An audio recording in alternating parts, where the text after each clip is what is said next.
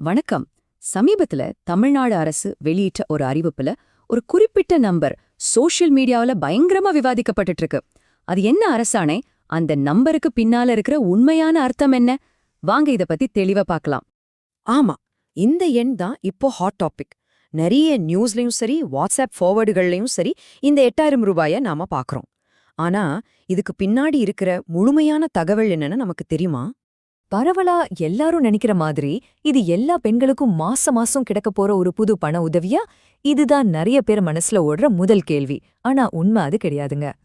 இது டைரக்டா கையில காசு கொடுக்கற திட்டம் இல்ல. உண்மையான மாற்றம். ஒரு முக்கியமான தகுதிக்கான வருமான வரம்புல செஞ்சிருக்கிற ஒரு அப்டேட். சரி, அப்ப அந்த மாற்றம் என்ன? அது எப்படி நம்ம வாழ்க்கையில தாக்கத்தை ஏற்படுத்தும்னு பார்க்கலாம்.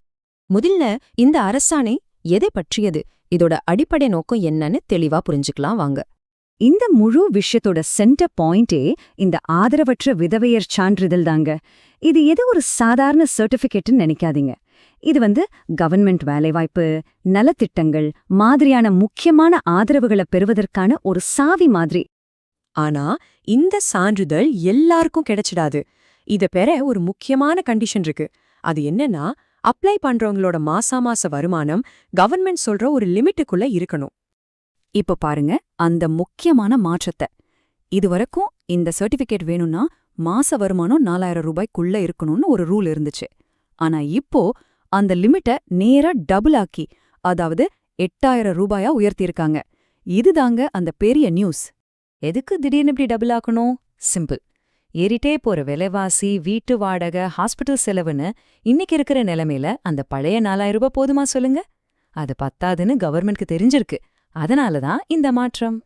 சரி, இந்த மாற்றத்தால உண்மையில யாருக்கு லாபம்? அவங்களுக்கு என்னென்ன பெனிஃபிட்ஸ் கிடைக்கும்? வாங்க அடுத்ததா அத பத்தி பாப்போம். ரொம்ப சிம்பிளா சொல்லணும்னா 2 கண்டிஷன். ஒன்னு, கணவரை இழந்த பெண்களா இருக்கணும். 2வது, அவங்களுக்கு பென்ஷன், சின்னதா ஒரு தொழில் இல்ல வேற எந்த வழியில காசு வந்தாலும் மாசம் மொத்தமா 8000 ரூபாய்க்கு மேல போகக்கூடாது. ஆனா இதுல ஒரு முக்கியமான விஷயத்த நம்ம நோட் பண்ணணும். கோர்ட் மூலமா டைவர்ஸ் வாங்கின பெண்கள் இந்த குறிப்பிட்ட ஆதரவற்ற விதவையர் சான்றிதழ் திட்டத்துக்குள்ள வரமாட்டாங்க. இத அரசாணையில தெளிவா சொல்லியிருக்காங்க. சரி, இந்த சர்டிபிகேட் கையில இருந்தா என்னெல்லாம் நல்லது நடக்கும்? கவர்மெண்ட் வேலைக்கு அப்ளை பண்ணா உங்களுக்கு தான் ஃபர்ஸ்ட் ப்ரியாரிட்டி. மத்த கவர்மெண்ட் ஸ்கீம்ஸ் எல்லாம் ஈஸியா கிடைக்கும். அது மட்டும் இல்லாம இவங்களுக்காகவே தனியா வேலையில இட ஒதுக்கீடும் இருக்கு. இது அவங்க சொந்த கால்ல நிக்கிறதுக்கு ஒரு பெரிய சப்போர்ட் இல்லையா? அந்த இட ஒதுக்கீடு எவ்ளோன்னு தெரிஞ்சா நீங்க ஆச்சரியப்படுவீங்க. கவர்மெண்ட் வேலைகள்ல பெண்களுக்குன்னு மொத்தமா 30% ரிசர்வேஷன் இருக்கு இல்லையா? அதுல ஒரு 10%, ஆமாங்க 10% இடங்கள் ஆதரவற்ற விதவைகளுக்காகவே ஒதுக்கப்பட்டிருக்கு. யோசிச்சு பாருங்க, இது அவங்களுக்கு ஒரு ஸ்டேபிளான வருமானத்தையும் ஒரு செக்யூரான ஃபியூச்சரையும் கொடுக்கற எவ்ளோ பெரிய விஷயம்.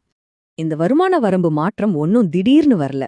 இது காலத்துக்கு ஏத்த மாதிரி எப்படி மாறிட்டே வந்திருக்குன்னு ஒரு சின்ன ஃபிளாஷ்பேக் பார்த்தா இதோட முக்கியத்துவம் நமக்கு இன்னும் நல்லா புரியும்.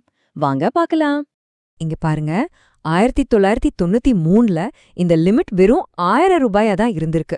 அப்புறம் ஒரு பெரிய கேப்புக்கு அப்புறம் 2006ல அது 4000 ரூபாயா ஏத்துனாங்க. இப்போ நேரா 8000 ரூபாய். கடைசியா 2006ல மாத்தினதுக்கு பிறகு இப்போ கிட்டத்தட்ட 18 வருஷம் கழிச்சுதான் இந்த உயர்வு வந்திருக்கு. அதனாலேயே இது ரொம்ப நாளா எல்லாரும் எதிர்பார்த்துட்டு இருந்த ஒரு முக்கியமான மாற்றமா இருக்கு. சரி, இப்போ நாம கிளைமேக்ஸ்க்கு வந்துட்டோம். பாக்குறதுக்கு ஒரு சின்ன அரசாணை மாதிரி தெரியுற இந்த மாற்றம் சொசைட்டில எவ்ளோ பெரிய தாக்கத்தை ஏற்படுத்தும்? இதோட உண்மையான முக்கியத்துவம் என்ன? இதோட மிகப்பெரிய இம்பாக்ட் என்னன்னா, முன்னாடி இந்த 4000 ரூபாய் லிமிட்டால நிறைய பெண்கள் தகுதி இல்லாம போயிருந்தாங்க. இப்போ இந்த வருமான வரம்ப உயர்த்தினதால அவங்க எல்லாரும் இந்த பாதுகாப்பு வலயத்துக்குள்ள வருவாங்க. இது அவங்களுக்கு பொருளாதார சுதந்திரத்தையும் ஒரு சமூக பாதுகாப்பையும் கொடுக்கிற ஒரு மிகப்பெரிய ஸ்டெப். கவர்மெண்டோட நோக்கமும் இதுதாங்க. இன்னும் அதிகமான தகுதியான பெண்கள் இந்த அரசு உதவியை பயன்படுத்தி அவங்க வாழ்க்கையில முன்னேறணும். இதுதான் இந்த அரசாணையோட ஒன்லைன்.